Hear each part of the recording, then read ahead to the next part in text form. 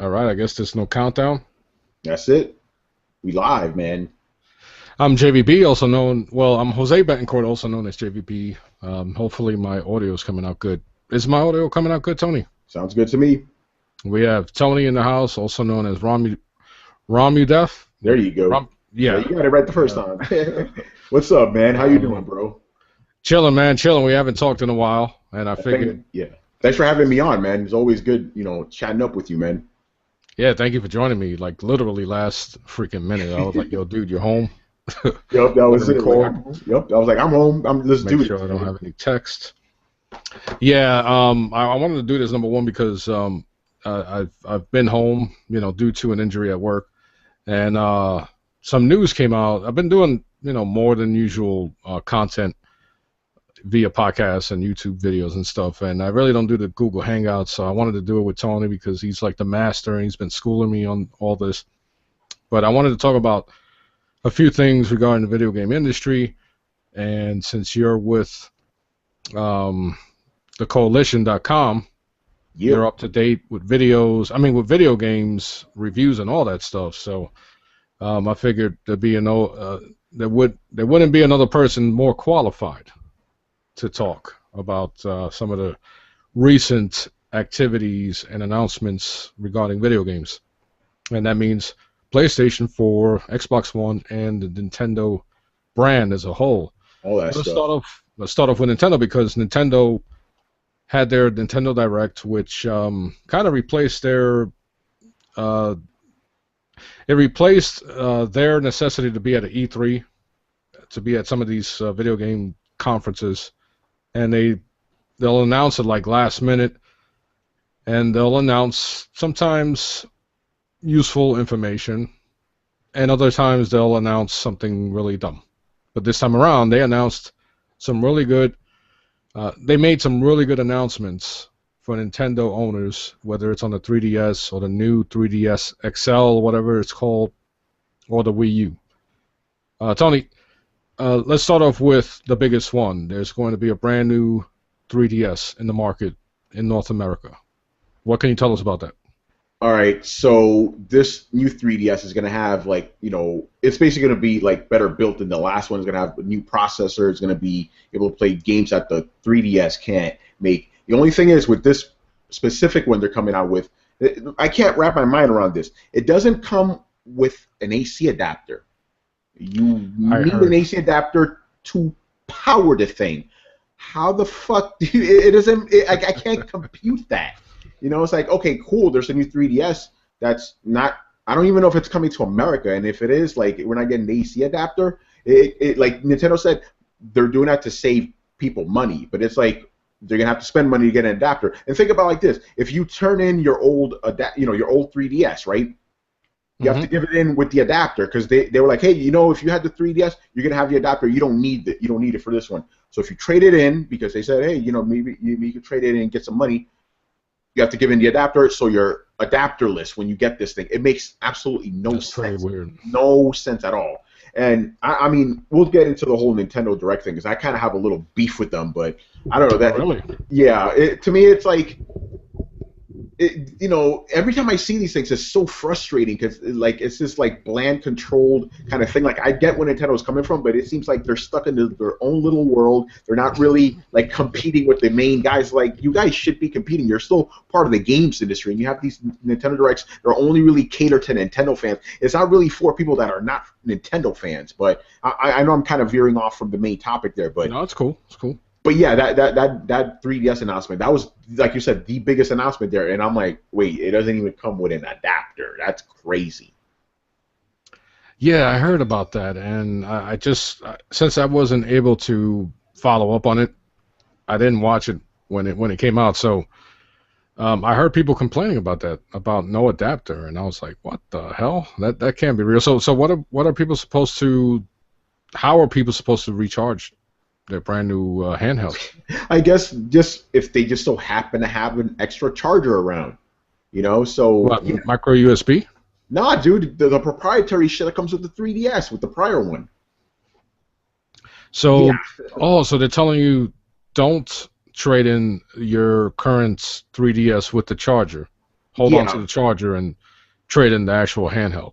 but why would you need to keep the other 3DS around if you have the new one? Because the new one will still play your old games, but no store is going to take that from you unless you give them a charger too. So it's really weird what they're doing. Again, this is Nintendo with logic that I can't fathom. I'm like, wait, what? How does that work? Nintendo has this mentality that I just can't understand, man. Yeah, that's a bit unusual. Um, yeah, I'm trying to mess around on a side tangent. I'm trying to mess around with all these controls and everything. How do I get the little like you have your name underneath and all that cool stuff? Oh, we're gonna do shit on. All right, so basically, when you go to the left-hand side, you're gonna see all this shit there, right? It looks like a Yeah, little toolbox. You click on that, hang on toolbox, and then at the top, you're gonna see the first icon looks like a little dude's head. You click on yeah. that, you're gonna see all your information there. Oh, okay, Yeah, cool, and you just type in whatever you want. nice. All right, yeah, I appreciate that. You'll get this, man. Yeah, so, and I apologize to the listener that had to. Oh, there we go. Yeah, Or there you the go. viewer. Sorry about that. Now they know what your name is. I know.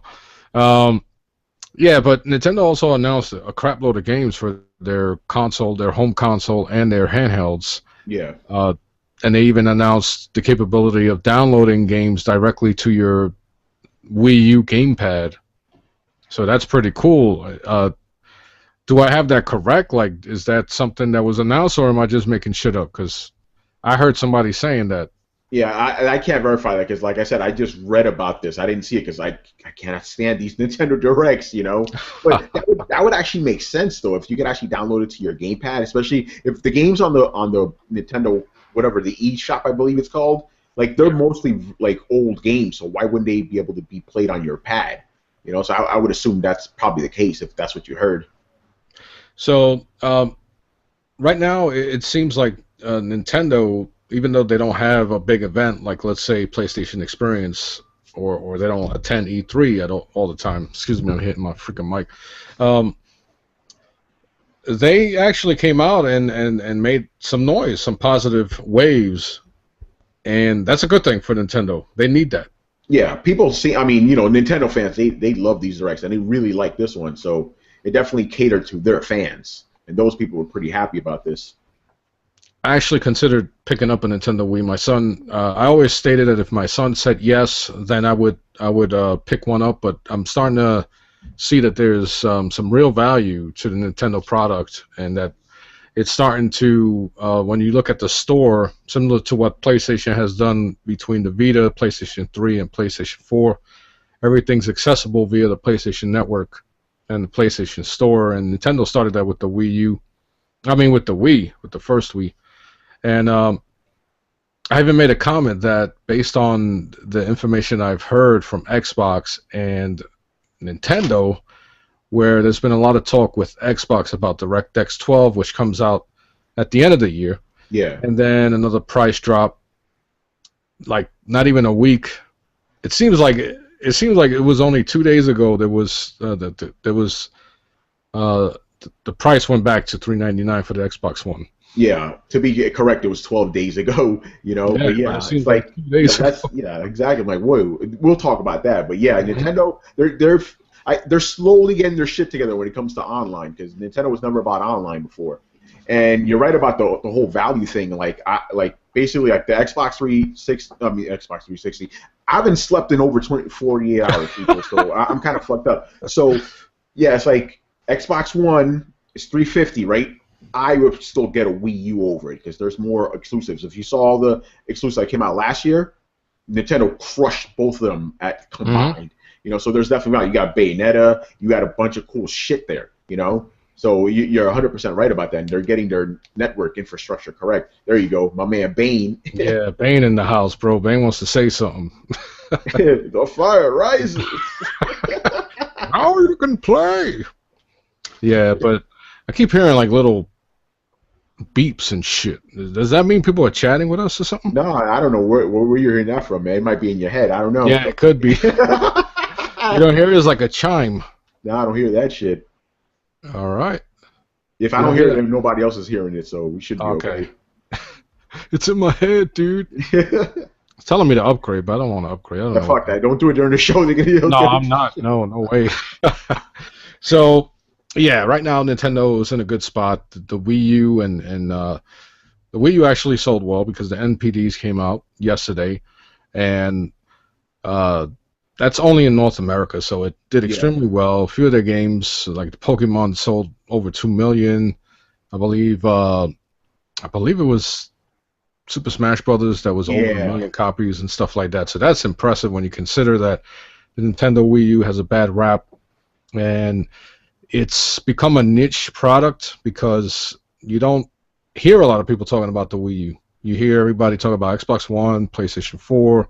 All the arguments are about those two consoles.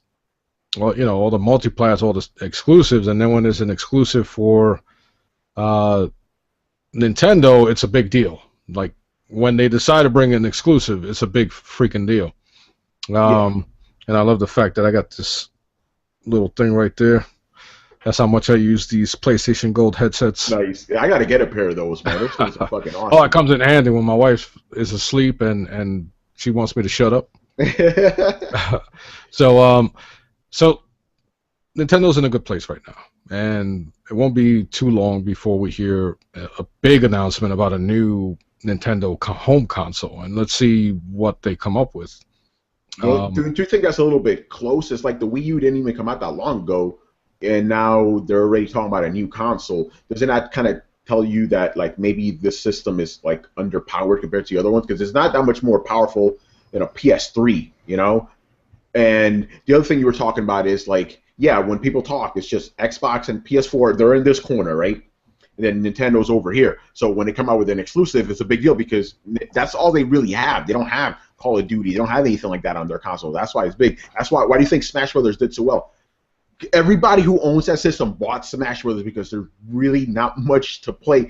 Like, but the thing is, it's weird. There's just not much to play, but they also have the most exclusives. You know what I mean? It's kind of interesting because obviously the other system have more games to play, but they don't have as many exclusives. But Nintendo doesn't have as many games, but they have more exclusives. They're in a very interesting mhm. spot. Like they definitely live in their own world, kind of separated from the rest of gaming. But Which it's is how, working for them, you know. yeah, which is how they began. I mean, when they came back and saved the console Yeah, market after the big crash in the '80s, they were in their own little world and they did what they had to do. And you know, I'm 42, and remembering those freaking days, there was no rush for exclusives, no rush to have more games because we played the freaking game we were given that our parents were able to buy us. yeah. We had to finish that sucker. Yeah, but just And, a and correction fortunately, they though. were all great. Yeah, but correction though. Nintendo didn't live in their little world. They were the world. They were the gaming Well, world back yeah, in yeah, those yeah, days. yeah. You know, nobody was Yeah. fucking with Nintendo back in those days. No, no, there really was no competition, and I wish the ringing in my head would stop. It's like, wait, what the fuck? It's like every time I talk, That this is chiming weird. is coming out. So I don't know. I don't know if somebody's chatting and Nah, no one's shouting, dude. Yeah, I mean, maybe you have a different program up because I'm not hearing anything on my end. yeah. All right. Well, let's get to PlayStation 4 because Yeah, PlayStation Now. I did a video in regards to PlayStation Now. Finally, Sony finally brought PlayStation Now as a dedicated app instead of having it available on the store. Previously, it was a beta. It was in beta form for the PlayStation 3, Vita, and I believe their Sony TVs, and of course the PlayStation 4. Now it's a dedicated app, whereas before you had to go to the actual store in order to play anything or rent anything. And back then you were able to rent individual games. Now there's a subscription base yeah. I was going to say Nintendo Now for PlayStation Now. It has me wondering if they're going to go back to allowing us to rent individual titles, or we're stuck with these two subscriptions, which is subscription plans, which are $20 for 1 month, and for 3 months, $45. Now I've been using it. I played some Killzone 3. I played MotorStorm Apocalypse and Ratchet and Clank Into the Nexus. Of course, I finished Killzone 3, but I never played the previous two games. I mean, not the previous two games, but the other two games, Nexus and Apocalypse. And the service works, man. I don't know if you tried it, but the service works. Barely any lag that you can really notice that's going to break your game experience. So Yeah, the service itself is working, is doing what's supposed to do. Unfortunately, based on some of the outages on the PlayStation Network, um, and of course, it's most of it is not Sony's fault. Some of it is, and there's no denying that. There's no denying that the Xbox One or Xbox Live has the somewhat more stable online service, but they too have been having some issues, which is surprising. But PlayStation Now is dependent on internet connectivity and having the PlayStation Network operational. So that's one thing to consider. But uh, my question to you, Tony, and to whoever's listening or watching, um, what do you feel about this PlayStation Now subscription? Is it something that is going to die out, or is Sony in the, because to me they're in a position where they have to bring out certain price points in order to see what sticks. So I don't see these two price plans being the final what we're going to see as I'd say 4 months down the line. I think they're going to change it. But what do you think so far about the service, and is this something you're going to utilize?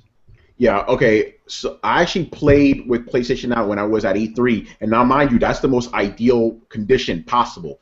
Closed servers, but it worked pretty well. I actually wrote an editorial about this after PlayStation Now subscription came out because one of the main problems people had was they thought it was too much for these games individually. Like I think Guacamelee is like you pay $15 to get it for 90 days, but you could pay $15 and own the game indefinitely, right? But I started, when I first heard the prices, it was like $20 for 1 month, 45 for 3 months. I was like, that's kind of steep, you know. And then I was talking to my boy Ray, and he told me something, and I thought about it. I'm like, oh shit, this could be a game changer. Check this out. Imagine Ray if Gutierrez? no Ray McLean, I believe it, Rekgar, Oh, okay. yeah, I see my homeboy at E3 all the time. So he put this up. He was like, all right, think about it like this. Say you're a regular person, right? You go to a store, be like, yo, I want the new Sony Bravia TV. Wait, it has PlayStation Now in it, and I pay $15 a month for unlimited games. Now remember, we only got PS3 games now, right? In the future, they want Vita, they want PS1, they want PS2, they want PS4, they want the whole shebang. Could this potentially kill console gaming? What if you go to a store, right? You get a Sony Bravia TV, you get home, and you play every game in PlayStation's arsenal without a need for a console. Yep. That's kind of crazy right there. That's value. Like, granted, if you own... Okay, now I heard something. I heard something then. Yeah. That was my phone. It Yeah. I should have no...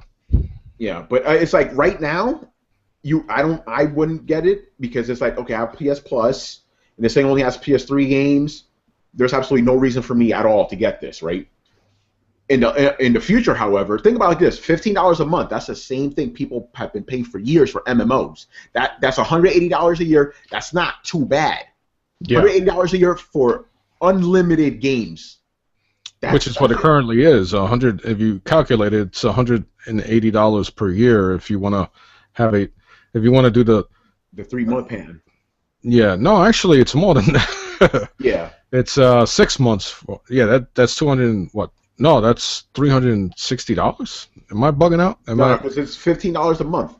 Like, I did the math. It was like 180 basically for a year, which is what people would pay for an MMO. So 3 months.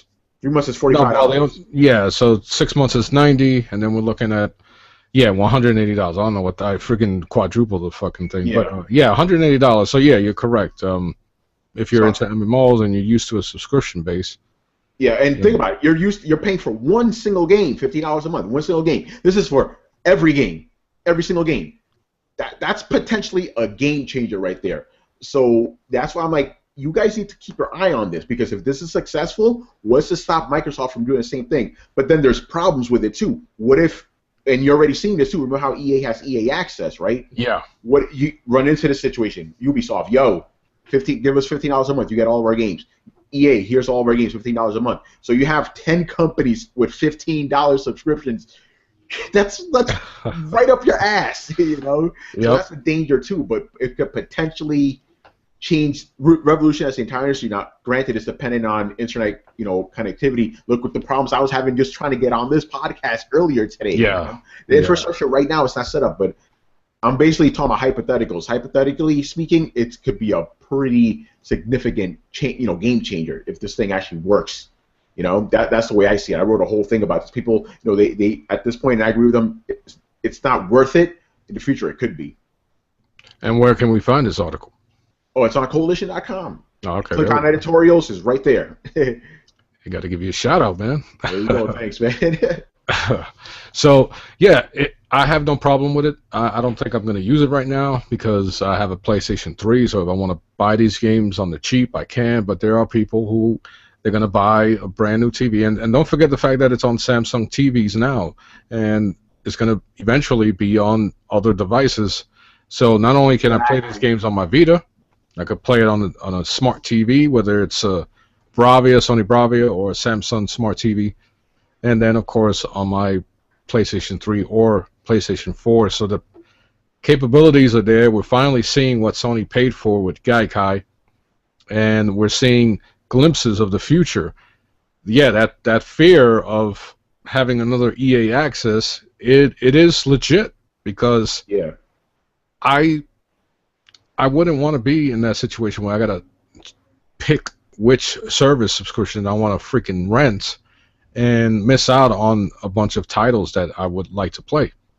Now, with EA Access, I rented it for a few months, gave it a chance, and it's cool. It does what it does, and you get early access on certain games, which is really good.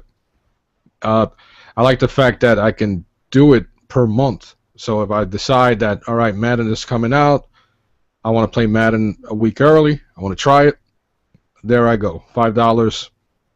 I have the capability of downloading it. That's what I did with Dragon Age. If there's a freaking new, I don't know, Mirror's Edge or a new Mass Effect, I have that capability as well. So there's benefits, of course, but there's disadvantages, and that's having that software or that video game that we're so used to playing on any platform being possibly exclusive to one platform, a la Xbox with EA Access. Now, that was Sony's choice.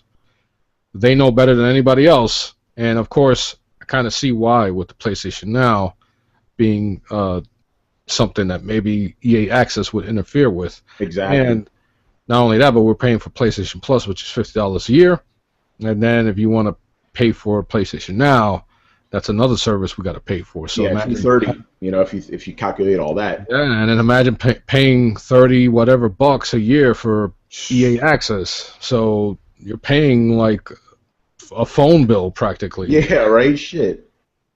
But that could be the future, man. We might not see home consoles. I know Johnny, who's been on the podcast a few times, he's pretty sure that at some point we might get a little PlayStation TV type device, and that will allow us to play current PlayStation games and past PlayStation games, whichever, PlayStation 6 or whatever. Yeah, but you don't even need that. It'll just all be on your TV and you get it all streaming. You won't even need a little box anymore. We're getting to that point now. Yeah, dude. So don't be surprised, folks. I know me myself, I've been gaming since I was a freaking I believe 6, 7 years old, and I've always been accustomed to having that freaking standalone home console that I would have to pick up in the store and attach to my television. I would genuinely be missing something if that was the case, if we went all digital, but it's still not here yet. But when you look at it from the other side of the fence, we're getting glimpses of it, of the possibilities. Yeah, you bring up a good point. Like, for us, it's a little bit alien because we're not used to that. I'm the same way. I'm a little bit younger than you, but it's the same thing. When I was a kid, there's a console, you play in front of your TV, and you're chilling. But what if you're, like, let's look 10 years down the line. You're born, and there's just games on your television. You don't even know what a console is. We could potentially get there. Like, what? Like, you needed a box to play games, but the TV has games. This is going to be kids' mentality. Remember Back to the Future 2? You mean you got to use your hands? It's going to be to that point. It's crazy. You're right, dude. You're right. And hey, we've always wanted that type of what do you call it? Accessibility, and we want the ease. In other words, we want everything handed to us on the spot. That's what makes the iPhone platform so freaking good. Is that my mom can use it. My son, when he was a kid, was able to use it. Anyone can operate an iPhone. Yeah. And when you look at a service like PlayStation Now or EA Access, the fact that you don't have to get up, go to the store, or even, and in some cases, like you and I, we own like a crap load of games. We don't even have to go into our catalog anymore. We could just browse into the damn hard drive, or cloud service, and choose what we want to play. So, if I don't know if you saw that movie Her, where he had this little tiny fucking cell phone and it did everything, and it was amazing. And I was like, whoa, we may get to that point, and it's gonna take someone like me some adjusting.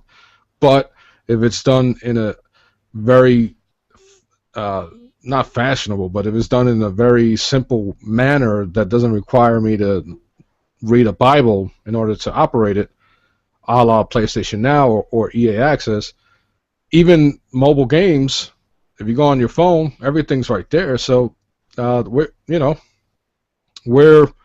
getting to that point where we're going to start seeing a change. Yeah, and then think about like this with mobile games, because right now, you're used to Angry Birds, that sort of stuff, right? PlayStation Now, play The Last of Us on your phone. How crazy is that going to be? So you're going to get like console quality games on your phone and tablets. I can do remote play on my tablet, on my Android tablet. So we're getting there, man. If I want to use my PlayStation 4, I have that capability, or of course on the Vita. But I can use my Android tablet, and I can do remote play via PlayStation 4, and that's crazy, dude. Granted, I got to freaking have this, use touchscreen, but yeah, it's there, Exactly.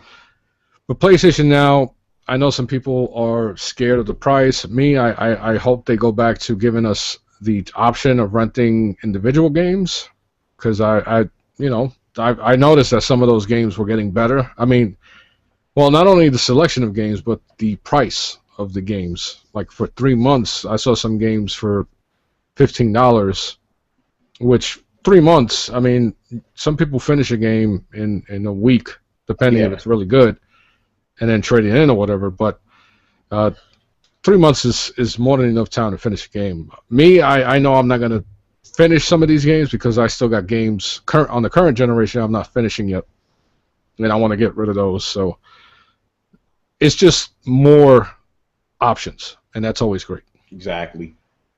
And then we move on to the Xbox One.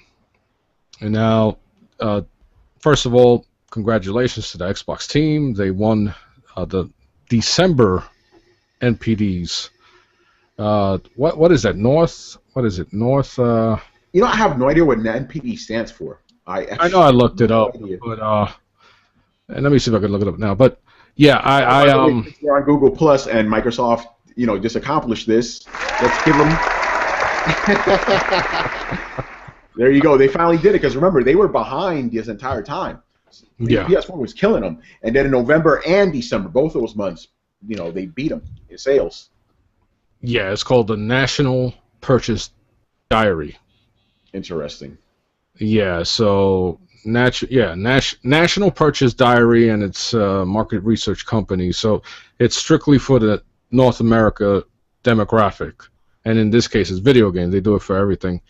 They won November. They won December, which is technically the holiday season.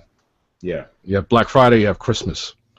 And regardless of how many they won by, the fact that they won it's like, as you stated, an accomplishment. Now, I don't harp on sales because I don't see any sales, and I've participated or I've given my money. I'm one of those consumers who bought an Xbox One and the PlayStation 4 from day one. So my money's already given to these companies. So I'm not gonna, I don't. None of us benefit from these sales. The only thing that we might benefit is seeing developers jump on one console a little more or whatever, or be more confident that they can now let go of the PlayStation 3 and Xbox 360 and focus more on current consoles. But there are people who make a big deal out of these numbers. Oh yeah. And we've seen them. And lately, the last 2 months, there's been like a freaking parade from the Xbox fanatics, and it's comical because when PlayStation was, winning those NPDs or whatever, I mean, it's still over 18 million worldwide, so the PlayStation 4 is doing really extremely well. I mean, both consoles are doing extremely well. There's no denying that. But previously, there were those same fanatics who are now throwing parades used to harp on the fact that sales didn't matter. But all of a sudden, sales do matter. Oh, and, no, sales don't matter when it's not their system winning. That's exactly. That's the thing right there. It's a little side note. So, and I find it funny. I'm sorry, Coach. I'm finding it so funny that these dudes are like talking about like, oh yeah, the sales matter now, when Microsoft hasn't even given out the exact numbers. We just know they're doing better. We know they outsold PS4, but we don't know the exact same numbers. Like best estimates say that they've sold 10 million worldwide, right?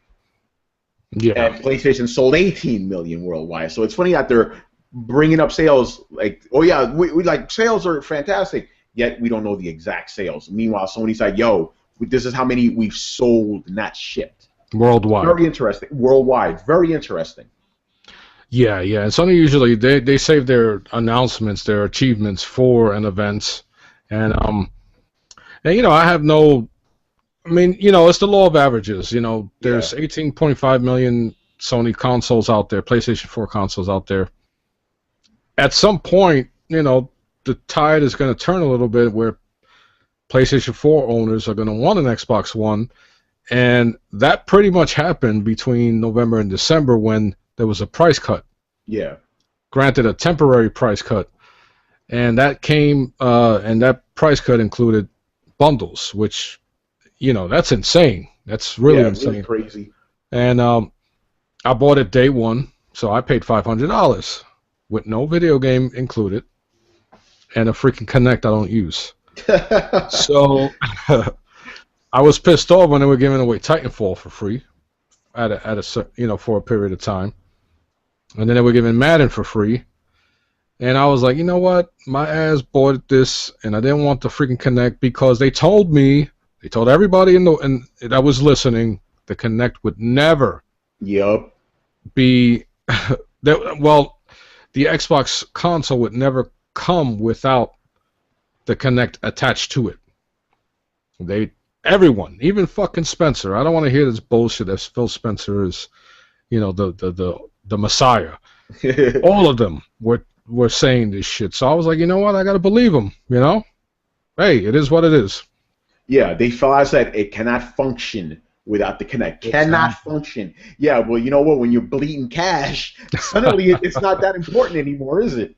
Exactly. So they made a price adjustment, took out the Kinect.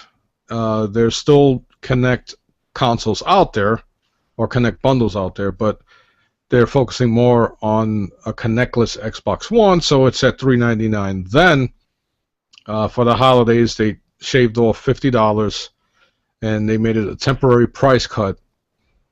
But you were getting Assassin's Creed, 2 Assassin's Creed games, or Sunset Overdrive with a white console, or Halo and, I don't know, some other game.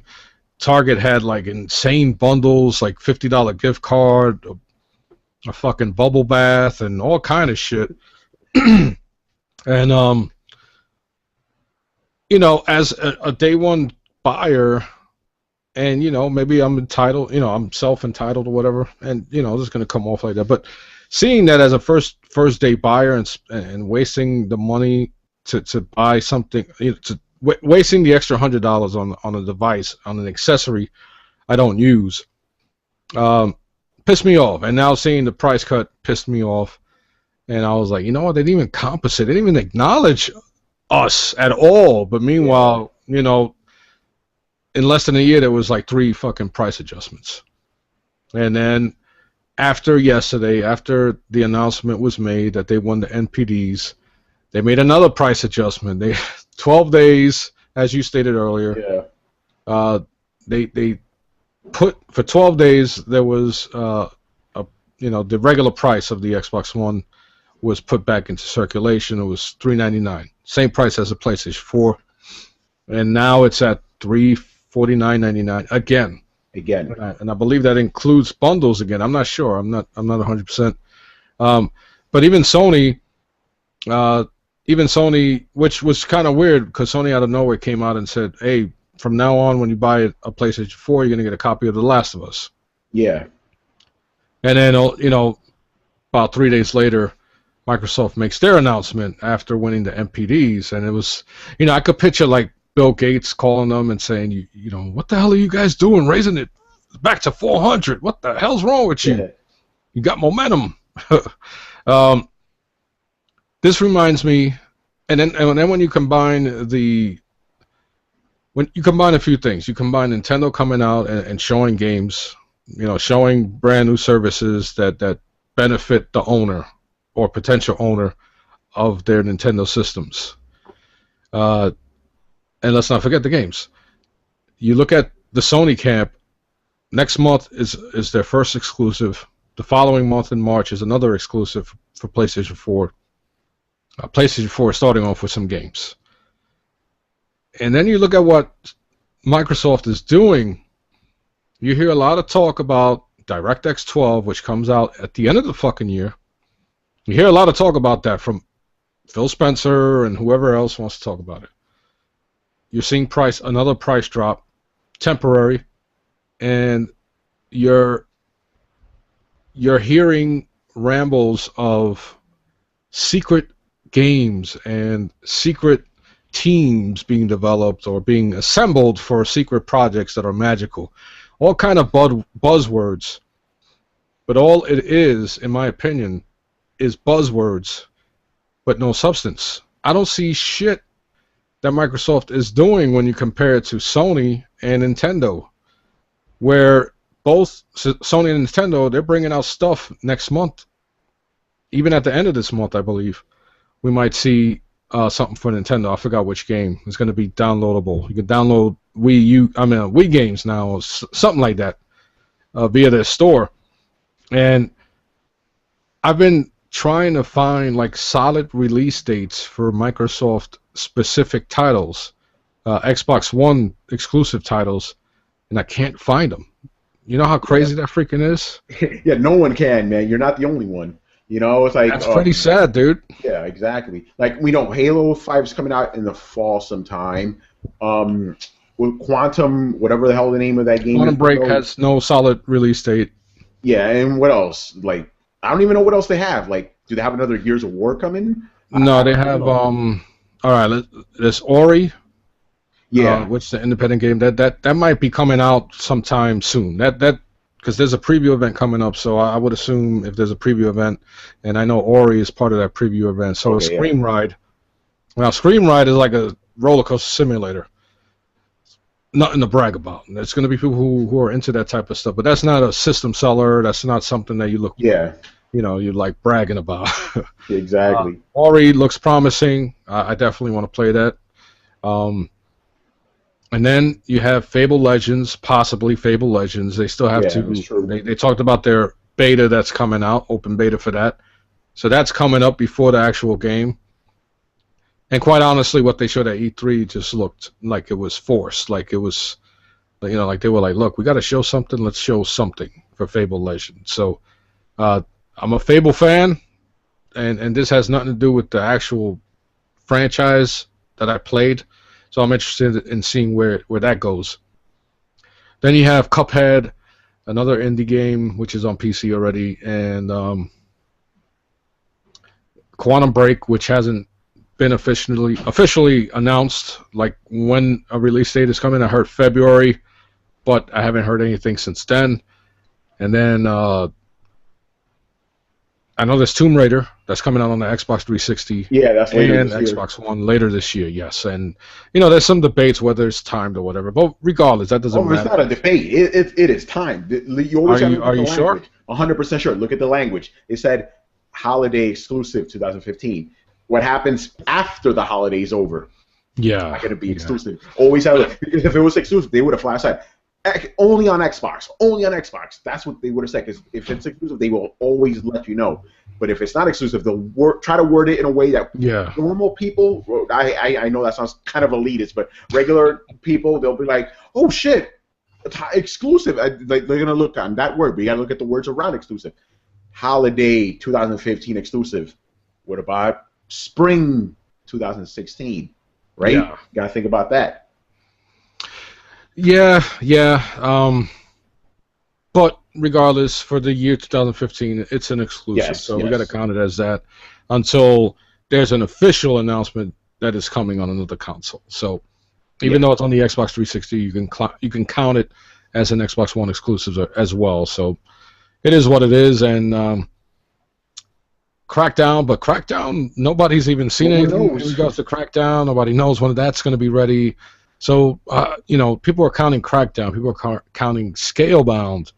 Yeah, that's right. Which is another game we don't know exactly when it's going to be ready. I'm assuming we'll see bits and pieces of those two games at E3, but will they be ready? That's a big question. And Forza too. Forza Horizon 6. Forza 6. Yeah. No, it's Forza 6. Yeah, Forza 6. Yeah, Forza Motorsport. They just announced that last week. So yes, that's during an auto show is going to have an exclusive partnership with Ford. Yeah, the new Ford GT is going to be it's the main car on the cover. Yes, and I made a video in regards to the Forza franchise that they should take out the Forza name in Horizon, even though those games, especially Forza Horizon 2, was played and a lot better from what I heard than Forza 5. Forza 5 was a launch title, so things are going to be cut out. Things, it's going to be rushed. That happens with every brand new home console and launch titles. You don't get the best of what the console is going to provide, so you're going to see an improvement, of course. Forza Horizon 2, open world racing game. A lot of people are having fun with it. Currently, it's probably besides Sunset Overdrive, the most played game. Well, first party game. Because Destiny is being played everywhere. That's, so dude, that's crack right there, man. People are still on that. Yeah, still, and that's on my Xbox One, on my Xbox Live friends list. I see a lot of Destiny and PlayStation Network. I see a lot of Destiny. Now, it seems like every 2 years we're getting a Forza, not Horizon, but a Forza. Yeah. And now somebody was making a joke that somebody made a joke that in 1 year there's been 4 Forza specific announcements or games. There's been a lot of Forza. Yeah. And not the first year, but we're approaching year 2 already, but you don't see that gap where it's I don't want to say it's COD, but for racers, because the Forza franchise gives you a whole lot to do. You can customize everything, the paint jobs, the vinyls, where you can build specific vinyls in any form. You can even trade them. You can get. I remember that whole community was freaking highlighted by Microsoft, and it was huge at the time. And you can also customize everything in the fucking cars. I mean, you could do all types of things with the Forza franchise and the cars themselves. So, from a franchise perspective and how good it is, it's always been good. I was hooked on 1 and 2. But now you're getting to the point where if they're coming out so damn rapidly, then what can we expect that truly changes the genre? They can add a few things here and there in every iteration, that distinguishes it from the previous one. But what about innovating the genre? I mean, racing, you really can't. Yeah, I was about to say that. How much can you do with racing? You know. But maybe they can do something with physics. Maybe they can, like you look at Polyphony, and they take their fucking time when they bring out another Gran Turismo, and it's like, why? It's racing. You can, copy and paste all the, all the cars and blah blah blah. But they don't harp on that. They try to outdo the last one. And you look at Drive Club. Drive Club was always stated that it was more arcadey than Forza. Yeah. You can't customize shit. You can, do your paint jobs and all that, but they're already pre-painted. Nothing as personable or nothing as intimate as Forza. You pick a car, you race, kind of like Project Gotham Racing. But you look at what they did with the weather effects. You look at what they did with the visuals for Drive Club. And that's a leap, in my opinion. Oh, that's yeah, a new standard. I mean, you saw where the weather effects were added, man. Holy shit! When I went to that time, you and I were supposed to go to Gerard's house, Hip Hop Gamer's house. He didn't know that you could do a photo mode. And after he and I did that video, and I showed him photo mode, and I zoomed in on the tires and shit, the dude freaked out, bro. Yeah, I mean, he jumped in the air. Son. Dude, yeah, he freaked out. He was like, "What?" And it was a shame we didn't get that on camera, but there's a standard. Now with Forza, they can create a new standard, maybe with their customization. You know, I'm 100% sure that it will have more to offer than Forza 5, and of course, it's going to look visually better than Forza 5.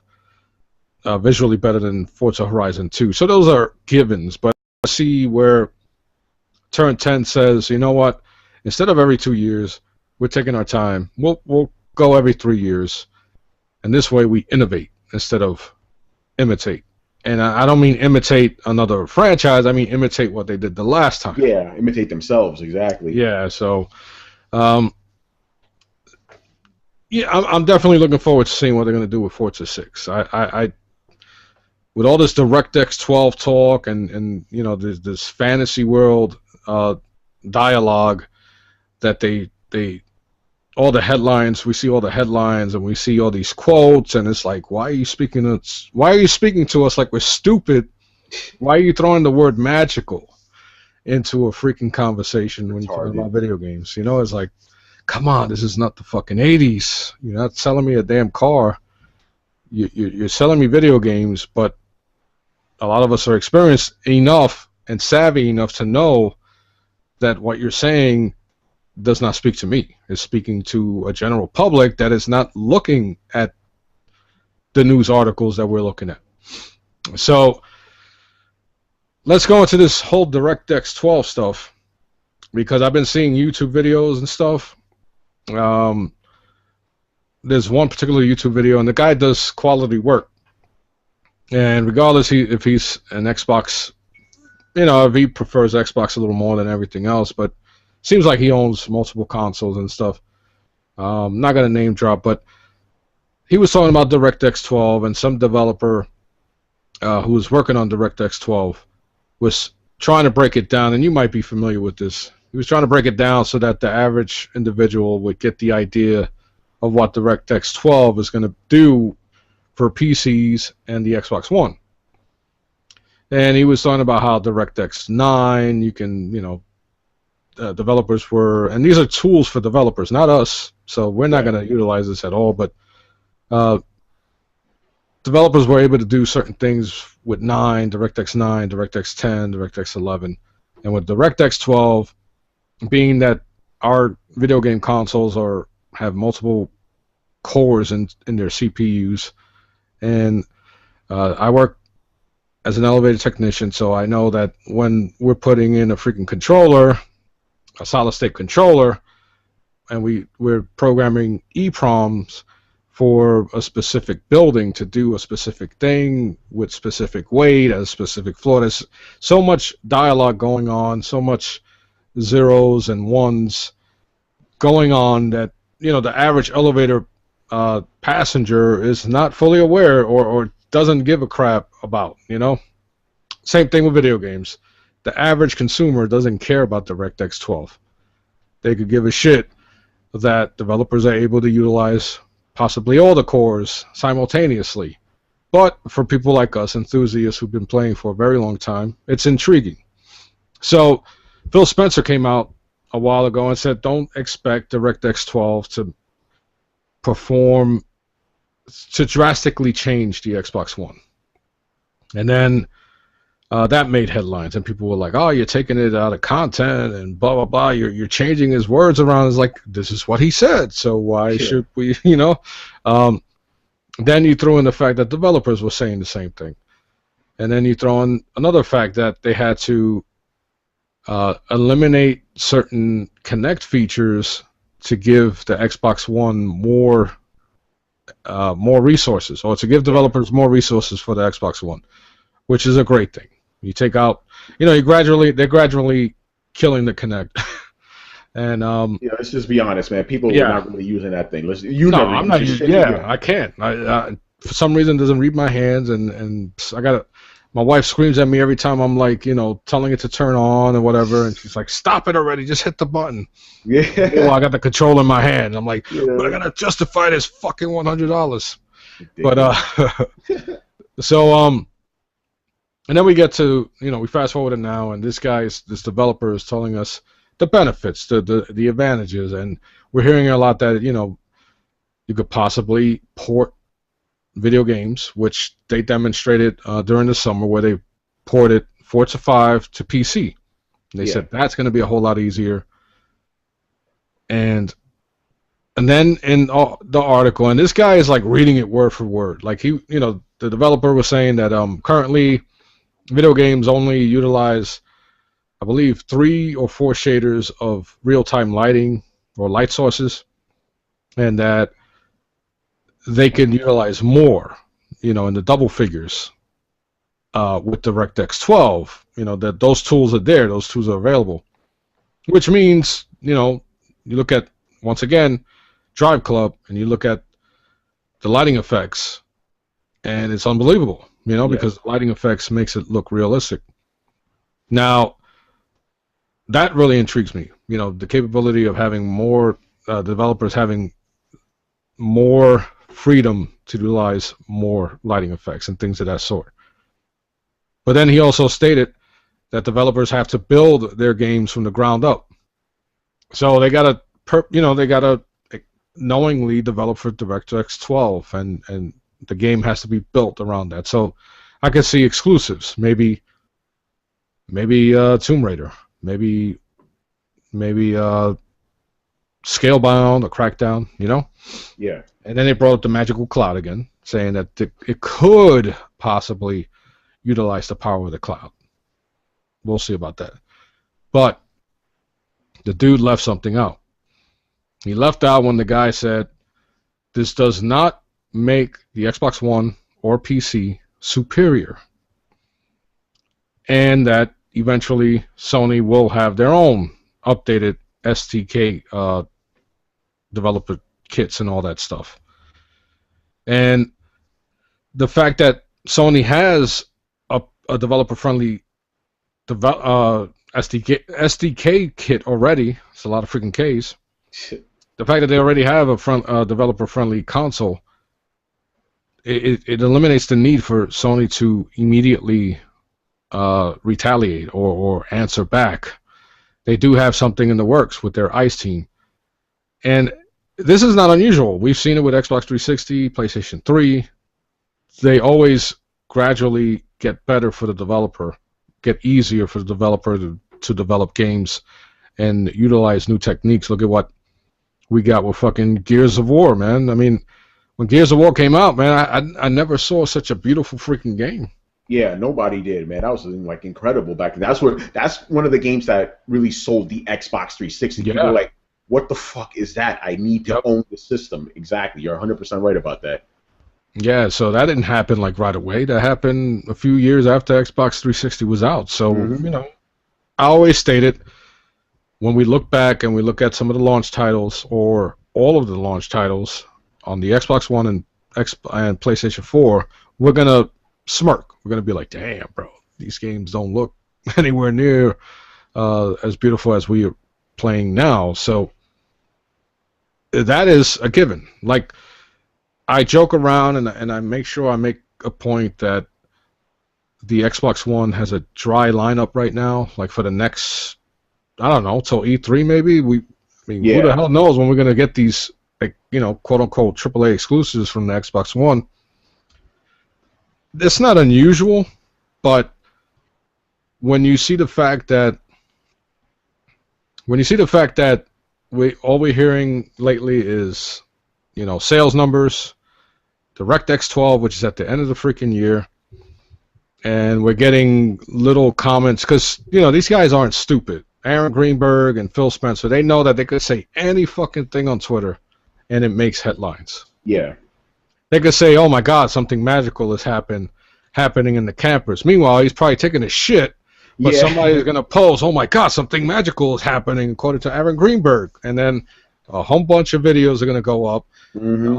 Oh my God, Microsoft, something magical is happening. So they know how to play the fucking game, but we're seeing too much of that. And as a consumer, as an owner of an Xbox One, and as someone who feels a responsibility to provide honest opinions and to explain the happenings within the culture and the industry, I have to make people aware of what I'm seeing, and I'm not liking it from the Xbox side. A lot of talk and no games, and nobody's making videos about the fact that there's a dry lineup. All you got to do is look at this YouTube video that's going around now. It was posted yesterday. It's called Xbox Best Games of 2015, and it was posted by the Xbox account on YouTube. I Okay. thought it was old, but you see Sunset Overdrive, which was last year, Forza Horizon 2, which was last year, a shitload of multiplats like Call of Duty, uh, Battlefield, Hardline, I believe was in there. Of course, Halo 5, and the CGI of Tomb Raider, Yeah. Arkham Knight. So you saw like a crapload of third-party multiplats and two fucking games from 2015, and I believe it was two games for 2015. And maybe there could have been a little more exclusives. I think they showed Ori, so it could have been three first-party exclusive titles for the Xbox One for 2015. They didn't even show Quantum Break, Jeez. which was surprising, and that made me think that was an older video or maybe fan made. But no, somebody was like, "Nah, dude, that shit was posted today."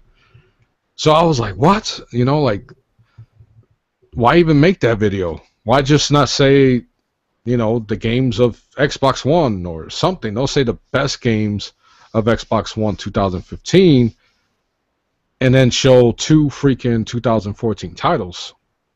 So that alarmed me. I was like, there's a lot of talk about DX12. There's a lot of talk about numbers, and there's another price drop, and this freaking highlight reel of video games that shows more multiplats than actual exclusives, and none of them say when the fuck them games are coming out. So I don't know, dude. You don't own an Xbox One. I mean, I don't know when you're deciding to get one, because I mean, you've seen some crazy ass deals come and go. Yeah. I mean, Uh, there's a lot of deals, but there's not a lot of games. It's is like, that what's stopping you? I mean, that's what it is for me. It's always been like that. It's like, why do I get a system? Because the games. That's why I stick with Sony, because they give me the kind of games I want. Microsoft, I've never been a Microsoft guy, and right now at Xbox One, the only game I see that I want to buy is Sunset Overdrive. Other than that, my whole mentality is I need at least 5 games, minimum 5 games, right, to get a system, and this is not having that. I mostly buy third-party games because I'm on PS4. I'm straight. Yeah. They're not giving me too much incentive on that end. And I didn't know about this video. That's kind of troubling. If you're gonna have a highlight reel of the best games of 2015, and you show two old ass games, What do they have? And then this brings up to the other point. It's like, okay, Xbox is now 350 for for a while. Remember, they didn't give an exact date when the sales Exactly. started, right? Exactly. Okay, cool. The console's cheap now, but if you don't have any games, what's gonna keep making people keep buying your system? And don't Meanwhile, forget, Sony's like, yo, look at all the shit we got. Just in the immediate future, we got Bloodborne, we got The Order, 2 huge games coming out in the next like 2 months. What does Microsoft have? Nothing. They really don't have anything. So it's like, okay, 350, that's cool, nothing, or 400, and you get some games. and don't forget PlayStation Now, even PlayStation shares. So if I buy the order and you're not sure if you want to get it, you can hop on my shit and play it from your house and decide there. So from a value standpoint, I've always stated that the PlayStation 4 was a little more. Mark Cerny is like the X factor, and nobody wants to admit this shit. Yeah, you're Mark right, Cerny, though. my man came out. He's a game developer first and foremost. They told him develop the PlayStation 4. Just do what you want with it, and he made it developer friendly and future proof. I'm sure he's not the only one that came up with some of these ideas, but he's the face, he's the architect. Exactly. Not crazy Ken Kutaragi, even though we owe him a lot. But people don't want to admit that Mark Cerny really came out and made an impact in the PlayStation 4 console, and it's showing. We saw all those features being highlighted during the reveal, and they didn't come out, of course, and I was a little ticked off. But we're seeing new things that were not ever possible in the previous console generation, and that takes time. And now that we have it here, now that we're seeing it and we're using it, where's Xbox? Like, yes, the media functionalities, as much as we like to rag on them about it, they work, but I can get HBO Go on my Xbox 360. I love the snap feature. I wish that was on every freaking console. I love it on my Surface RT, and I'm going to take my Surface RT out so that people understand that I buy Microsoft products on the regular. And product placement right now. Yeah, and I've freaking made videos telling people not to. Even though there's 3 iterations now of there's 2 iterations of the Surface RT. I told people don't forget about the RT, and I still find it a useful and beautiful tablet. So I buy Microsoft products. I'll even whip out the fucking Lumia if people don't believe me. So, but I'm honest. I'm a consumer. I have the right to state my opinion and to let people know what I'm observing. And we've been gaming most of our lives. Yep. So we've seen the best and the worst of this industry. We lived through the fucking crash where every week there was a new console. Yeah, right. Like a new Atari. You could go to McDonald's and they give you an Atari with a fucking Happy Meal.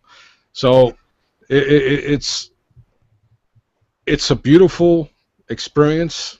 It's unbelievable where we're at right now with home consoles. But if you're a current Xbox One owner and you're happy and you're freaking if you're ecstatic that we gotta wait for DirectX 12 to see high quality games, or that we're more excited about the console selling a certain amount of numbers than we are of the lack of number. Well, wait, let me rephrase that.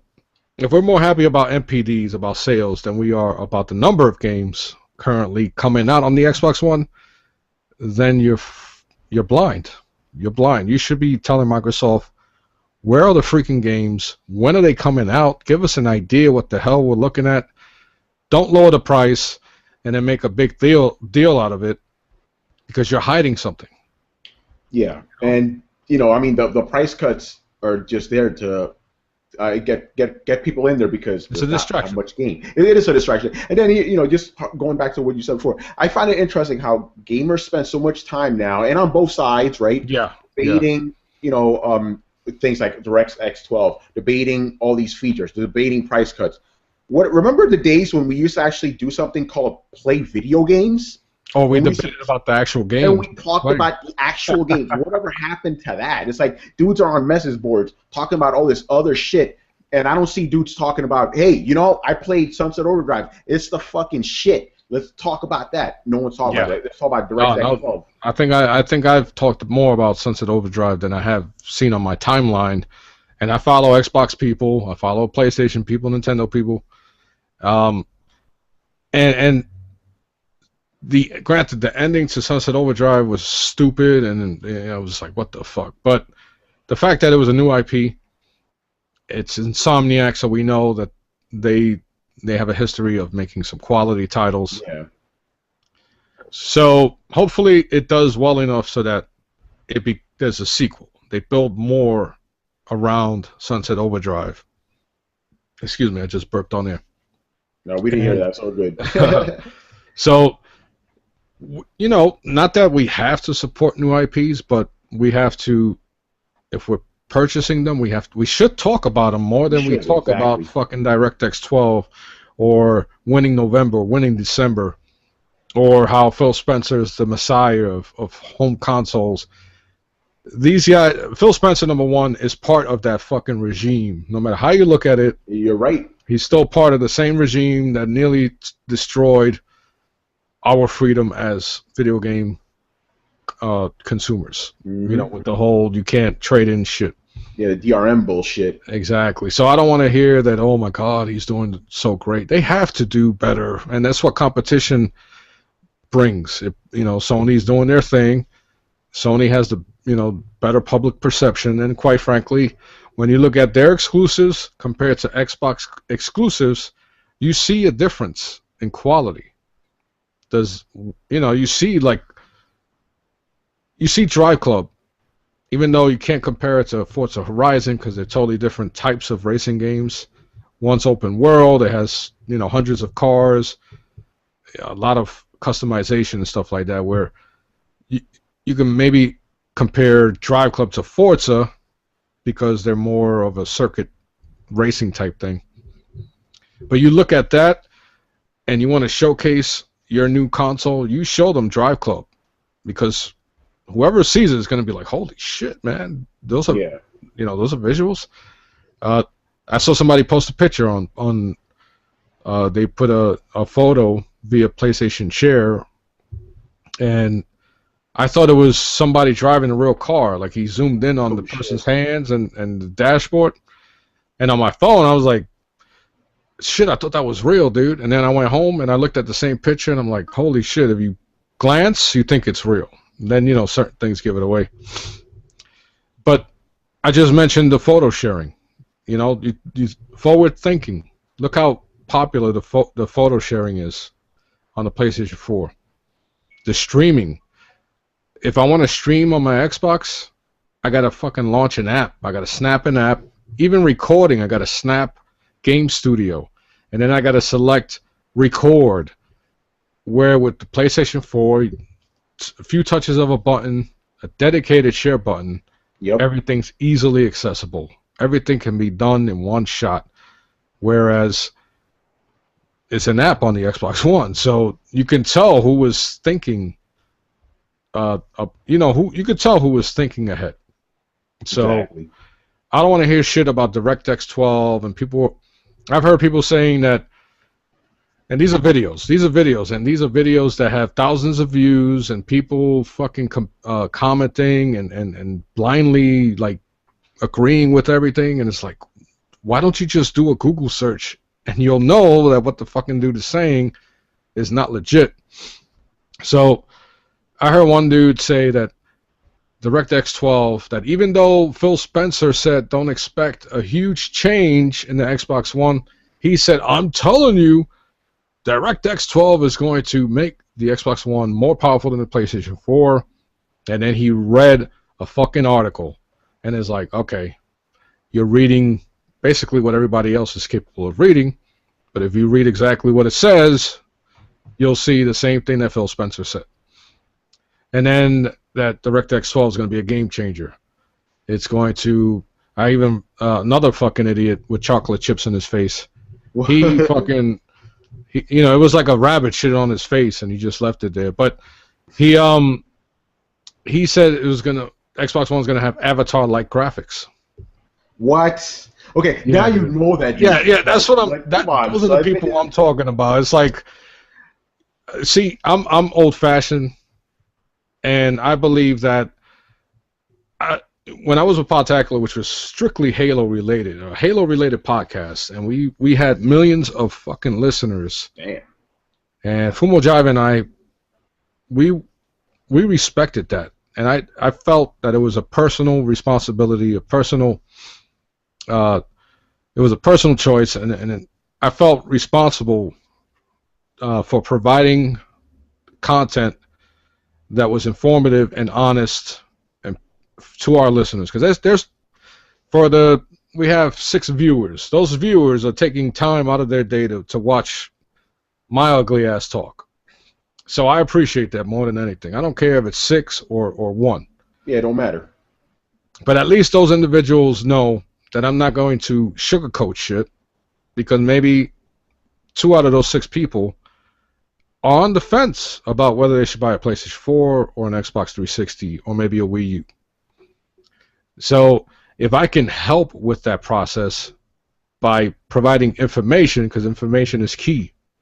We have information on our phone. We have it accessible. So when you pick up your phone, you have all type of information here.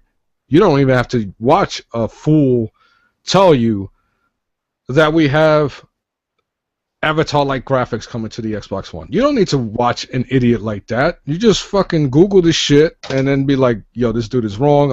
I'm subscribing. So being that this year is going to, towards the end of the year, is going to be 10 years that I've been doing this shit. And I obviously don't do it for the money. I don't get paid for this, even though I worked in the industry for a bit. And I do it because I feel I have a need, or I feel that because I have the capability of using this technology to create a podcast, I can help people, specifically video gamers. I can help them to see the things they don't see. And if I'm doing bullshit where I'm saying I'm lying, purposely lying for clicks, then me being prideful, I can't sleep. I can't go throughout the day saying, shit, I'm gonna get $20 from my YouTube because I fucking put a fucking clickbait headline and I got 30,000 clicks or whatever. I can't do that. I can't sell my soul for a few dollars, and there's a lot of people doing that.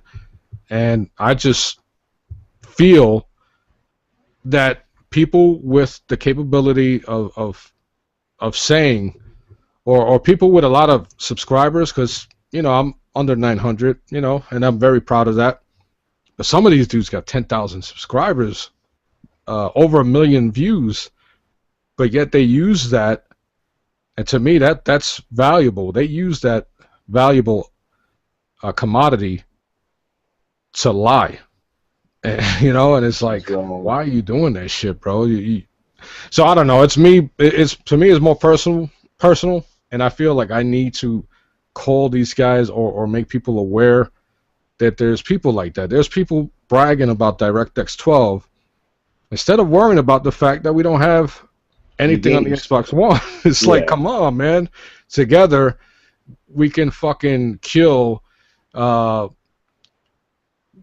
Orth, when he said deal with it, his ass got fired because we made, as a voice, as one voice, everybody got on his shit. Look at Ocean's marketing. That had nothing to do with any one of us, but because of a story with Ocean's marketing, that dude, I forgot his name, and that Ocean's marketing business no longer exists. Look at Sopa Pipa. I was like, yo, if we can freaking make waves with Sopa and Pipa, we could definitely make waves together and tell these companies, like Microsoft in this case, like Sony, with Sony, fucking make sure your PlayStation Network is dependable, because we're paying money. Now you're asking us to pay for PlayStation Now. So before we do that, let's let them fucking put their money where their mouth is and let them show us that PlayStation Network is dependable enough to spend $180 fucking dollars. Xbox Live, it was always dependable on the Xbox 360. That's what separated it from the PlayStation Network. But lately, it's been getting outages. Not only that, but games aren't fucking working. Halo Master Chief Collection. Yeah, that shit don't work. Dude, I'm so pissed off about that. And I don't know who to blame, but there's several people to blame. There's the publisher Microsoft said bring it out. Somebody had to play test that shit. I know people at 343. I know they have an internal playtest crew, and I know some of those people. So I know it's been tested. But I just figured it's Halo, it's going to work no matter what. Old Halo games, not new Halo games, old Halo games. The old games don't fucking work. I still can't wrap my mind around that one. I give them the benefit of the doubt that it's something that has never been done, where it's 4 different games running possibly a few different engines, and you have every one of those multiplayer iterations available with the swipe of your D-pad. Just at the at your convenience is right there. So if you want to switch between Halo 2, from Halo 2 to Halo 4, you can, and that's great. That's never been done, at least to my knowledge, on home consoles. So I give them the benefit of the doubt of doing something that has not been done, but it wasn't ready. It wasn't properly tested. And I went, fucking pre-ordered it, downloaded it on my hard drive, so I couldn't even trade it. So I'm stuck with it. Granted, my son has been replaying all of the single players, so he's having fun with it. But every now and then I go try to sign onto a game, to a multiplayer match, which is why I got it. Yeah. Because I didn't need to buy it. I have all of the fucking Xbox 360 and Xbox, original Xbox version, Halo 1 and 2. I have them all, so I don't need to fucking buy them on the Xbox One, but I wanted to. For multiplayer. Lo and behold, I can't play that shit. So if it's not for the fact that I have to force myself to buy multiplats on the Xbox One so I could play it, I wouldn't touch this shit. Damn. I purposely go on Netflix and Amazon on the Xbox One so I can use it, because my wife told me don't buy it. Guije told me don't fucking buy it. So many people were like, yo, don't buy this shit yet. Wait. Yeah, you mean you only use it for exclusives, basically. You don't use it for multiplats, right? Yeah, that was going to be the whole plan all along, And they, like, for example, Assassin's Creed Unity works a little, has the edge over the PlayStation 4. Yeah. So we're gonna see more games that are going to look better or perform better on the Xbox One. But I even made the comment that I should trade that shit in and get a Wii U, because based on what Nintendo showed us, it's like, all right, Nintendo came out swinging. They sat back in the little corner and they were like, all right, you guys are done? It's our turn. Here's what we got. And what they're bringing out is packed with value, whereas the Xbox One right now, there's no value, because can you believe my Xbox One turned on? Really? Yeah. I've been saying it so fucking long, but even though I have the Master Chief Collection, and which is one of the reasons, and Titanfall, I was saying from the very beginning, don't overhype that shit, because I don't see what everybody's talking about. And it's a good game, but because it was so hyped up, there was this letdown where it didn't live up to that hype. And of course, man, what fucking game was going to live up to the best next-gen console? What was it? The most anticipated next-gen video game ever, and all kind of crazy. I was like, what's wrong with people, man? Give the studio the ability to bring out a game and let us play it, and then, let us support it, so that the next one maybe could be, maybe it could get that hype, because we played the first one. We see where it's leading up to. So Titanfall has some promise for the second one, and we'll see if that remains an exclusive to the Xbox. Yeah, we'll see about that. Yeah, There's been rumors that actually not even rumors. They because remember originally Titanfall was supposed to be an exclusive. It was not. It was supposed to be on both consoles. So this deal was only for the first game. So I've been saying this from the beginning. Do not be surprised when you see Titanfall 2 on PlayStation 4. I almost guarantee that's going to happen. Well, for the studio. For the studio, for EA, I hope for the studio. I hope they do that because it gives the game. It gives them the ability to make more money. It broadens the audience, it gives them more money. Exactly. Yeah. I like first-party exclusives to remain true to remain with their specific consoles. Yeah. That is the edge Sony has. That is the edge Nintendo has. Can you name? Let me see. There's Forza 5. Halo.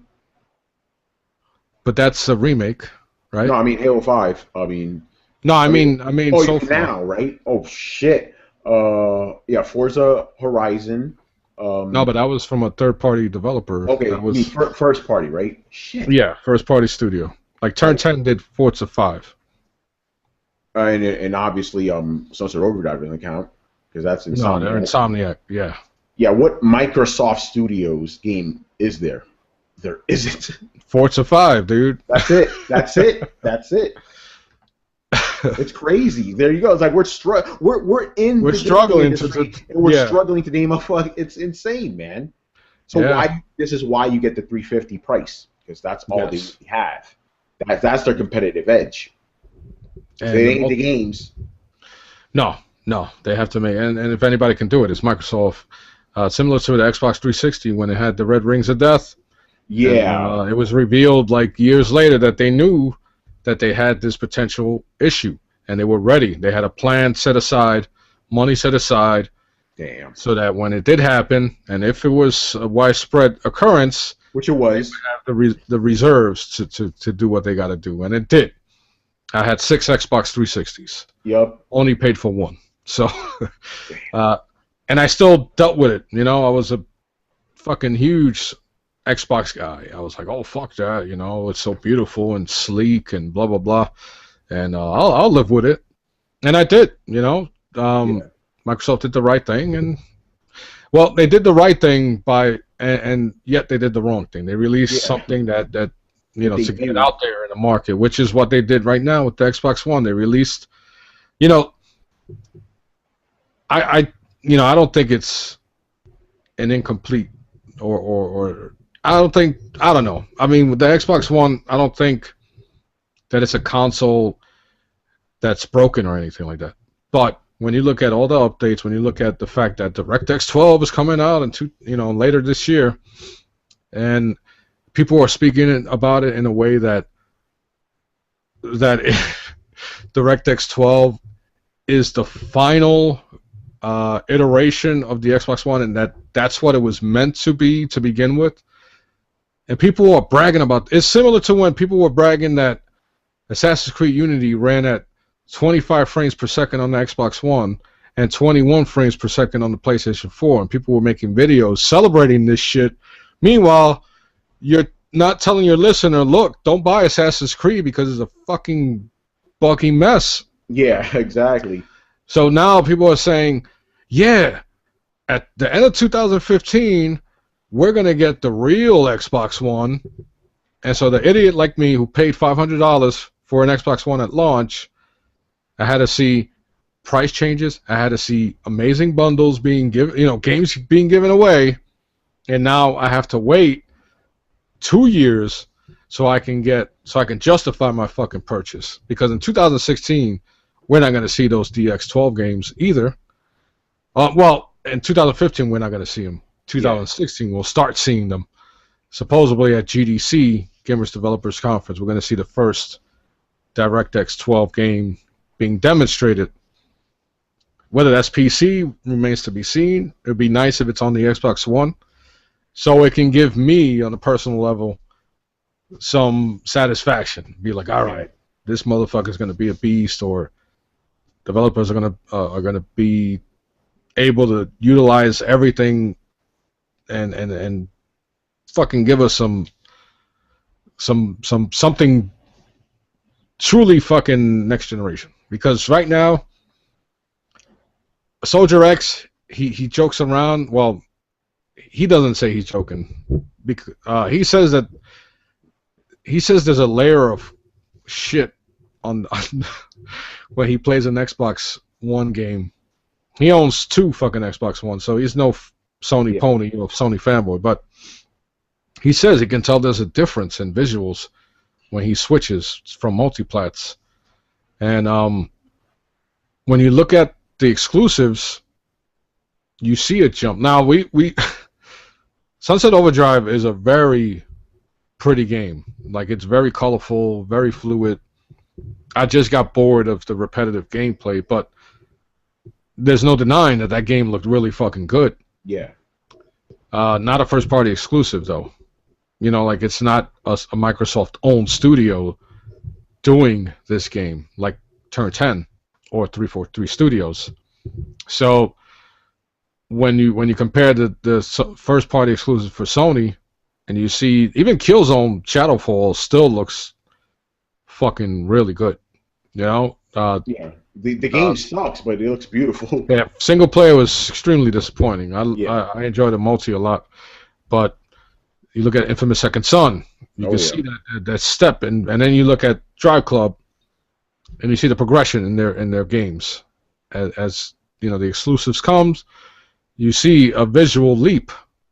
Now, it doesn't mean those games necessarily are better than an Xbox One game, but people, the average consumer, which is what Sony's going after, Nintendo's going after, and Microsoft's going after, obviously, they see everything as well. They have that first impression syndrome, you know, like they're like, all right, I want to buy a video game, which you know, I want to buy Madden, or I want to buy Call of Duty, and you know, the first one they see that looks, you know, Call of Duty on both consoles look identical. So, but if there's a savvy consumer, or they have a savvy salesman, and he goes, well, you know, look at this exclusive compared to this exclusive, blah blah, they're gonna see a difference.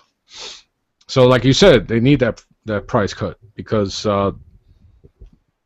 you know, you look at all the elements I just spoke about. I know I talked a lot. You look at the fact that they're doing a lot of talking, no substance behind it, no release dates for their upcoming titles, another price cut.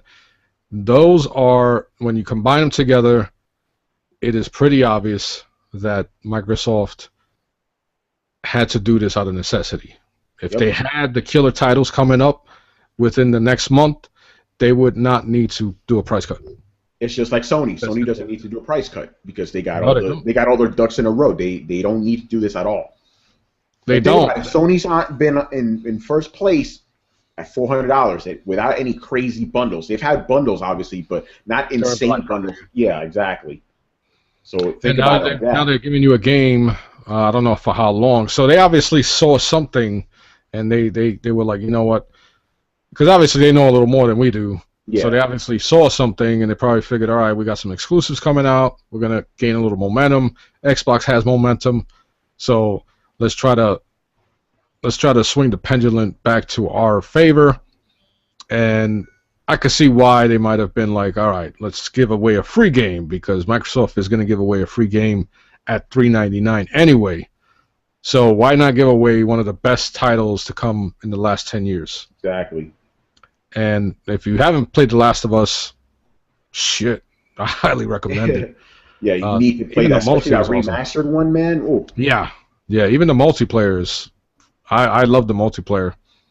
It may not be the most chaotic, but when you're playing it, I don't know if you played it, Tony, but damn, that thing could get stressful, man. When you're playing with the right team, that game, that multiplayer is as stressful as it gets, because it's just, you know, 3-on-3, fighting for resources, planning out where to go, worrying about getting flanked, or getting curb stomped, or an arrow up your ass. I mean, there's all kind of shit to worry about.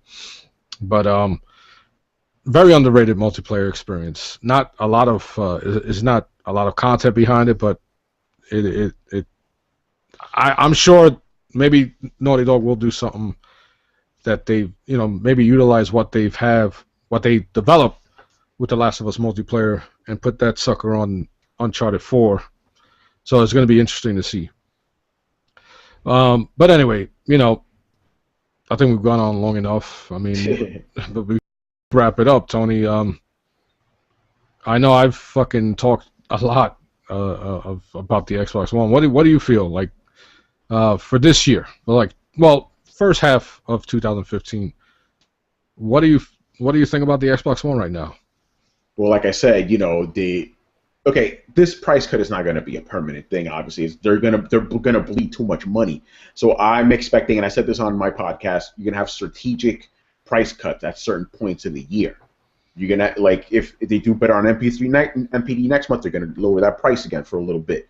As far as games go, it's hard to predict what Microsoft's gonna do because they don't really have any games for the first half of the year. It's like you're kind of just hoping that E3 is gonna give you some hope for the rest of the year. And Microsoft's always been like that. They always save all their stuff for the end of the year. They don't even bother with the first half. So the only thing they really have going for them is the price cut. But if you have the price cut without games, how far is that going to take you? Meanwhile, you got Sony out there and Nintendo out there going, yo, bam, bam, bam, bam, we got games. Exactly. So I think the price cut is going to help them in the short term. In the long term, it's not going to do much unless they pump out games, which we know just for this year alone, they're not going to have much until the end of the year. You're going to have Forza, you're going to have Tomb Raider, and Halo.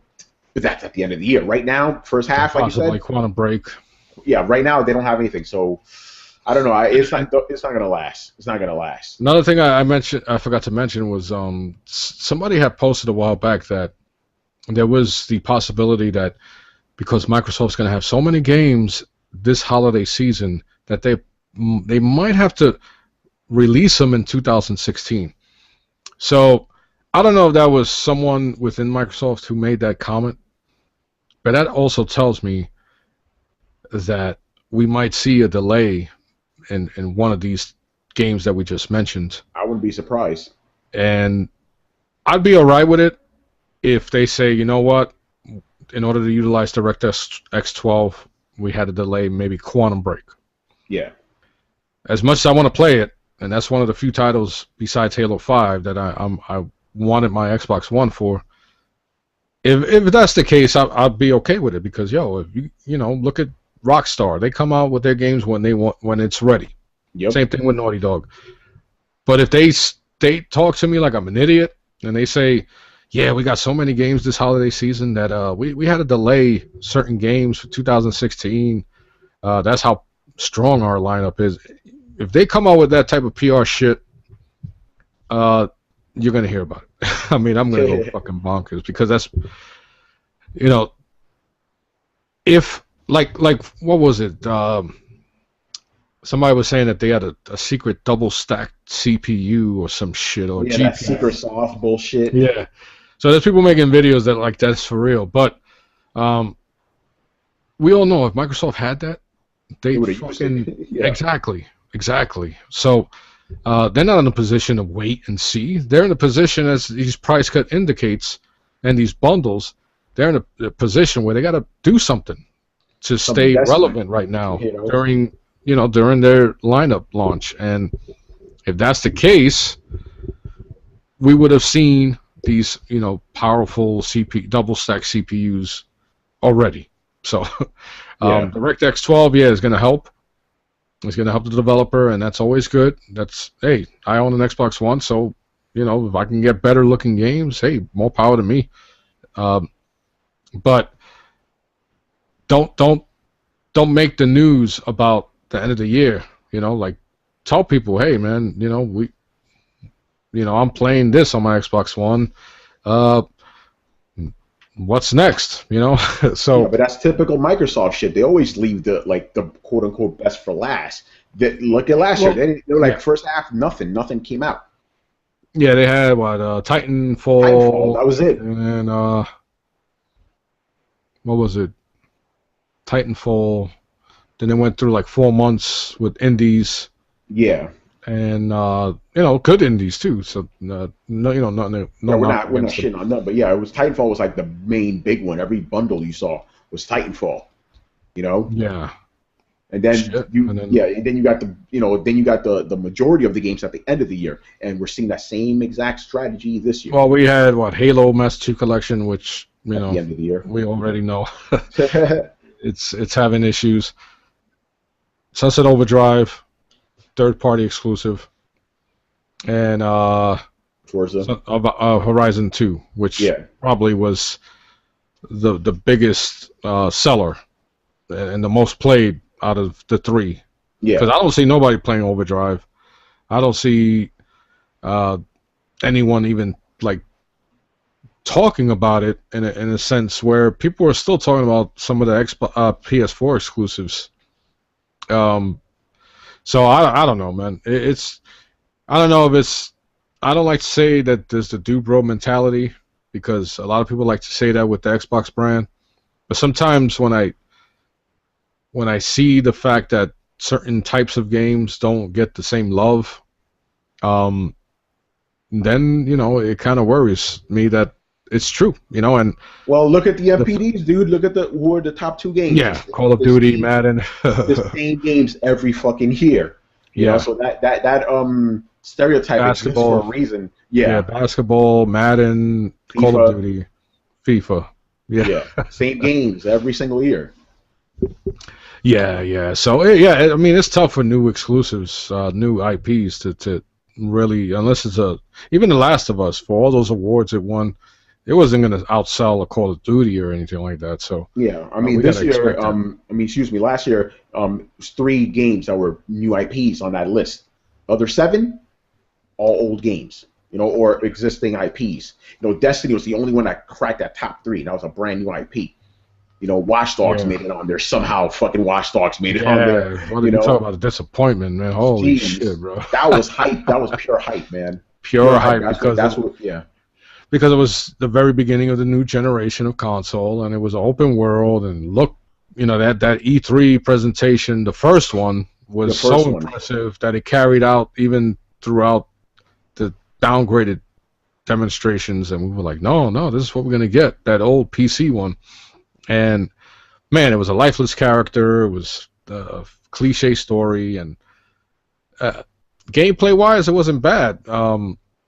Here's the But thing I about don't Watch know, Dogs. man. If it wasn't overly hyped like that, I think people would have liked it better. Don't get me wrong, it's not a great game, but it's a good game. But it had all that hype. You're expecting something, and it didn't live up to that, Yeah, you know, yeah. So at all. Ubisoft right now, they can make things up. They can erase a lot of they can take the bad taste of Watch Dogs, Assassin's Creed Unity, and they can make up for it with the what is it the crew? No, not the crew. The Division. The Division. Yeah, Yeah. Well, Ubisoft, man, they're okay. Think about it like this: since 2008, there's always been an Assassin's Creed game at the top of the yeah. list in PDs.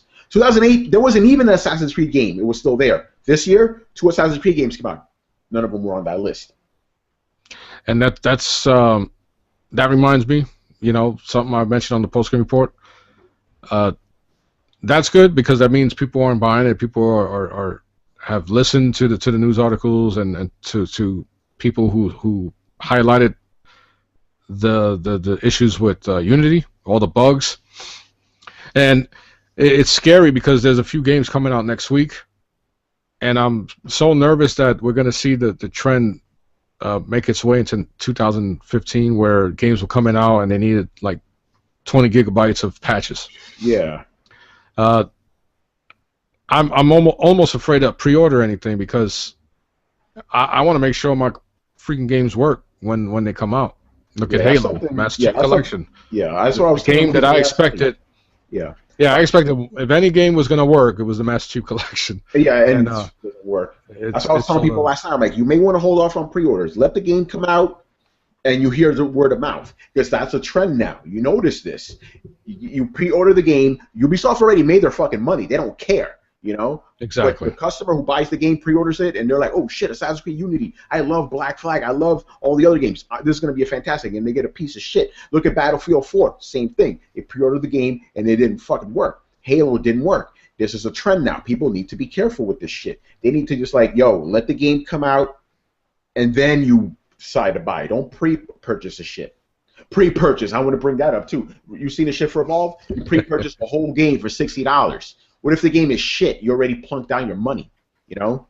Yeah, yeah, I saw that. Where you were telling people on your Twitter that we shouldn't be pre-purchasing shit because once you do that, then you got to go through hell to get a refund. Yeah, it's ridiculous. The whole thing is insane. I mean, I'm not trying to derail the fucking conversation. We got on long enough, but pre-ordering, people just chill out on that stuff for now. Yeah. Really, just wait for the not even reviews from like big sites. You come to guys like us that actually buy the shit and we play it. You come to guys like us. You go to your friends. You see what they say about the game. If they like it, it's cool. Then you buy the game. Don't pre-purchase the shit, pre-order, whatever. Yeah, because it's kind of hard to trust people on reviews, man. After Assassin's Creed Unity, Halo Master Chief Collection, where it was getting perfect scores. It was Halo Master Chief. But to be fair about Unity, even the reviewers were like, yo, the embargo, remember the embargo came out 12 hours after the game was released. Even the reviewers were like, guys, we wanted to tell you, but we were under fucking embargo. Yeah. That's shit too, man. Which puts them in a predicament because then, if they break that embargo, they spoil their relationship. So you got to make a decision. You want to, I can see where IGN they're depending on clicks and advertisements to make a living, and so a Joe Schmo like me is not gonna worry about NPDs.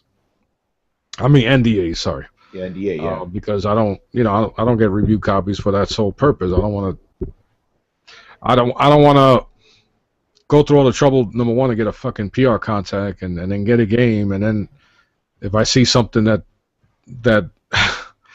I know needs to be talked about, I'm gonna talk about it, and then ruin the relationship with that PR person, which I've done, not purposely, but out of principle. So it's like, yo, I gotta say it.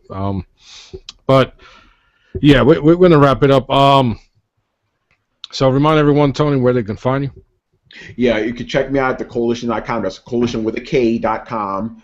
We got all kinds of video game shit, a lot of podcasts, a lot of original stuff. Like, we're not really a news site. We focus more on the original stuff. So if you want original podcasts, editorials, all that shit, you come to us. You follow me on Twitter at RomUdeath. I'm not a boring guy to follow, as Jose could, tell you. I'm fucking crazy. So follow me on Twitter. You have a good time. I'm always talking about games, comic books, all that good shit. And 2015, we just started. I think this is going to be a good year, like, overall. So definitely check out the site. And Jose, obviously, thank you for having me on. This was great, as always. Yeah, thank you, my man. Boy, Yeah, man. Yeah, I was actually near your neighborhood the other day. I was at Chip Lane's. I was actually at Palmanock yesterday. I had to submit paperwork because I work for housing, so I had to rush over there in Palmanock. And right, there's Palmanock houses, right? Yep.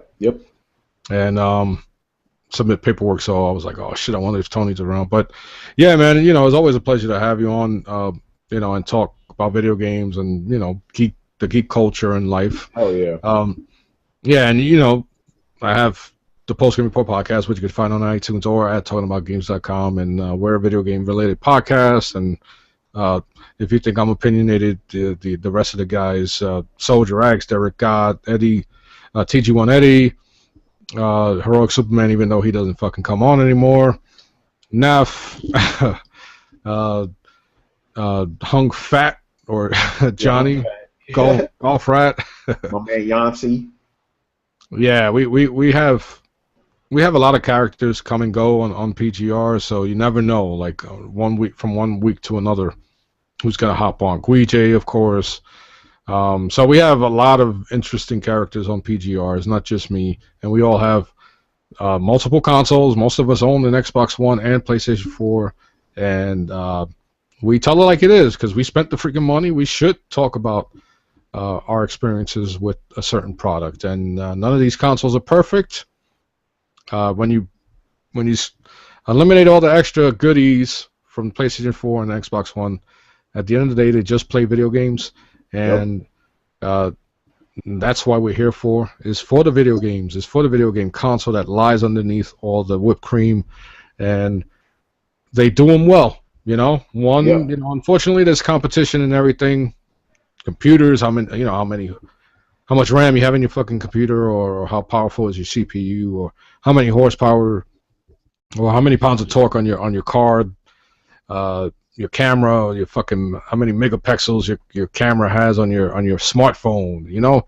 How many what is it? How much DPI is your screen? Everything Yeah. All has to that be shit. justified by a freaking number, and that's where Nintendo comes in, and they totally go against the grain, and they're like, you know what? These are the games that you grew up playing. These are the games we make, and when they're ready, they're gonna come out, and chances are you're gonna fucking love them.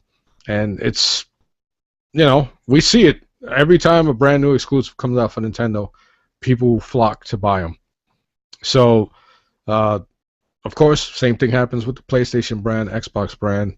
So we're gonna get there. Unfortunately, like I was trying to say earlier, there's competition for the Xbox One, and it's the PlayStation 4. And right now, the Sony brand is doing a little more to please its demographic, its owner. The people that own it, the people that potentially want to buy it. There's more right now to offer. Doesn't mean at the end of the year that if DirectX 12 does what it's said to be doing, uh, there's a possibility that the tide can change for the better. So there's a competition going on, and we're going to benefit from it. By the time Tony gets a freaking Xbox One, he's probably going to get that shit for $250 For with every fucking exclusive that's come out for it. So real. you just never know, man. Yeah, competition's a good thing, man. It And really Sony is. could turn around and be like, look, you know what? This holiday season, everybody gets a PlayStation Vita with a purchase of a PlayStation 4. You never fucking know. You never know. It's competition, and it's a good thing. And yeah, I might bash the shit out of the Xbox brand, but I've invested so much money into the brand. I invested so much time into the brand. I've, more so than the Sony brand, believe it or not. So, I always talk about my MVP awards with the Xbox, visiting the campus, being flown to play games early and all that shit, knowing people at 343. It's a tough love that I feel that as an Xbox One owner, I need to fucking provide, because if I sit around and just sugarcoat everything, nothing gets done. Nothing is Exactly. noticed. And, I supposedly have, a, some type of popularity, so I could use that to make good, to do something positive and help potential freaking owners see what's out there. So anyway, enough of that shit. As you can see, I didn't shave. I was like, yo, we got to do something, Tony. Yeah, that's it, man. Let's record. So I appreciate everyone, all 6 of you, for hopping on and checking out the live stream. I know it's been a long freaking episode, so I apologize about that. If you find me extremely sexy, I could understand that too. It's nothing new. I get it all the fucking time. So You're working out, man. I know, dude. You fucking man. You it's like you lose more weight every time I see you, bro. Yeah, and I'm talking about you working out. I'm not working out for shit, man. I'm just not eating that much. That's all I did. The only thing I'm working out is my freaking. I'm doing this keto diet thanks to DJ Knight, and I drink this coffee, bro, with butter in it and coconut oil and heavy cream. So, like throughout the day, it'll like I guess soak into my fucking beard because I taste it throughout the day. I'm like butter. It's crazy. So you That's like too see tempting, man. the yeah, it gives you a lot of energy though. That's That's for good. sure. Yeah, man. So all right. So thank you, everyone. I truly appreciate you guys taking the time to watch the video. Thank you, Tony, once again. And remember, there's always a new episode of the Postgame Report on iTunes every week at talkingaboutgames.com. And you can watch Tony's show. Yeah, throw down. What nights do you record? All right, so we got Throwdown. That's the main show. We record Thursday nights at 10:30 p.m. Eastern. Then we got Throwdown Your Questions. That's where we answer a bunch of fan questions. That's Sunday nights at 9 o'clock Eastern. Nice, nice. Make sure you check him out because this is calm Tony right now, and I'm not Yeah, exaggerating. yeah, I think I was more hostile than he was today, yeah. I and was that's chilling. rare. That's rare. Yeah, you were chilling. I'm surprised you're awake because I was talking so much. But yeah. So you guys take care. Play your video games, and if you're disappointed with the Xbox, if I'm wrong or anything, any type of feedback you have, let me know in the comment section. If you haven't subscribed to the channel, I'd appreciate it if you do so. Make sure you check out Tony and do the same for him. So until next time, I'm JVB. That's Tony, and we'll talk to you next time. Peace out, people. Peace.